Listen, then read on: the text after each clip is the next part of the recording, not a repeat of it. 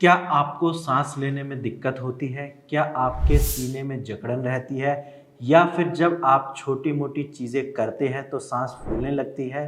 तो आज मैं आपको इस वीडियो में 2 ऐसी चीज़ों के बारे में बताऊँगा जो आपकी रसोई में बहुत आराम से मिल जाती है और जब आप उसका सेवन करोगे तो आपके अस्थमा की प्रॉब्लम में काफ़ी आराम मिलेगा। हेलो, नमस्कार, मैं डॉक्टर हिमांशु पराशर।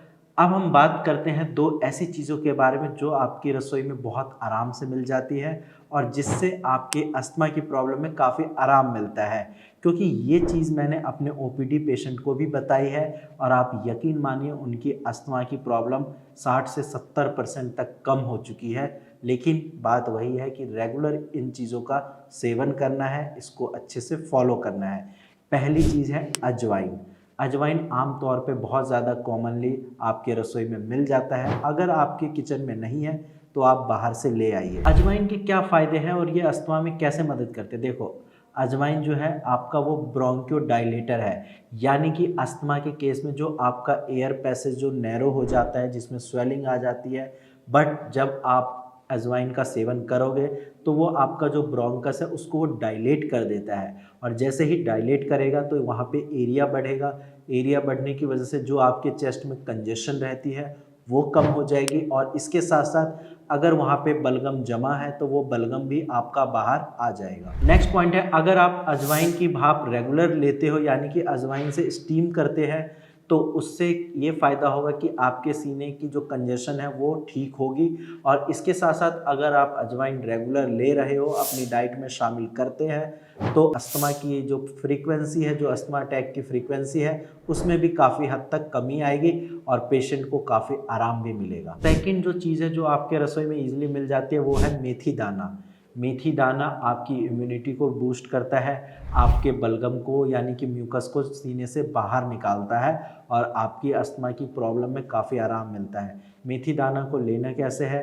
तो आप रात में 1 कप गर्म पानी में मेथी दानों को भिगो दीजिए और सुबह उसका सेवन करिए। रेगुलर आप इसका सेवन कर सकते हैं और अगर आपको ये कड़वे लग रहे हैं तो आप उसमें शहद मिलाकर फिर उस पानी को पी सकते हैं। उससे ये फ़ायदा होगा कि सीने में जो भी कंजेशन है, आपके जो भी बलगम जमा हुआ है वो बाहर आने लगेगा और वैसे भी अभी विंटर का टाइम आने वाला है तो ऑटोमेटिकली अस्थमा की प्रॉब्लम पेशेंट की बढ़ने वाली है। तो इस केस में आप इन दोनों चीज़ों का ज़रूर इस्तेमाल करें तो विंटर में आपकी प्रॉब्लम कम होगी, ज़्यादा बढ़ेगी नहीं। इसके साथ साथ आप अजवाइन और मेथी दानों को एक तरीके से और ले सकते हैं। आप इनका एक काम करिए, 1 चम्मच अजवाइन लीजिए, 1 चम्मच मेथी दाना लीजिए और उसको 1 ग्लास गर्म पानी में अच्छे से उबालिए और फिर उसको अच्छे से छान कर किसी चीज़ में दोनों को अलग कर लीजिए और जो पानी है उस पानी को आप रेगुलर पी सकते हैं। जब आप ऐसा करोगे आप यकीन मानिए आपकी अस्थमा की प्रॉब्लम काफ़ी हद तक ठीक हो जाएगी और साथ में आपको अपनी होम्योपैथिक मेडिसिन्स लेनी है। इन सारी चीज़ों का अगर आप रेगुलर यूज़ करोगे बिल्कुल रिकवरी हो जाएगी, बट कुछ चीज़ों का ध्यान रखना है, जैसे कि ऐसी चीज़ों को अवॉइड करना है जो आपके ट्रिगर फैक्टर है, यानी कि जिनकी वजह से आपकी प्रॉब्लम बढ़ती है। जैसे कि अगर किसी चीज़ से एलर्जी है उस चीज़ को अवॉइड करिए, यानी पॉलिन ग्रेन्स या फिर डस्ट, स्मोक। इसके साथ साथ किसी को स्ट्रॉन्ग स्मेल से जैसे कि परफ्यूम की स्मेल से दिक्कत होती है, इन चीज़ों को अवॉइड करना है। प्लस साथ में आपको ये ध्यान रखना है कि आपके आसपास ज़्यादा पॉल्यूशन ना रहे, पॉल्यूशन से बिल्कुल खुद को बचाना है। अगर घर से बाहर निकलते भी हैं तो मास्क पहन कर निकलिए।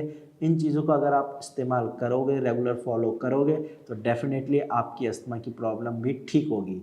और आज की वीडियो में इतना ही। अगर आपको अस्थमा से रिलेटेड कोई भी डाउट है या फिर आपको भी अपना ट्रीटमेंट स्टार्ट करना है तो आप नीचे दिए गए नंबर पे कॉल करिए और फ्री में मेरी टीम से कंसल्ट कर सकते हैं। आज की वीडियो में इतना ही। धन्यवाद।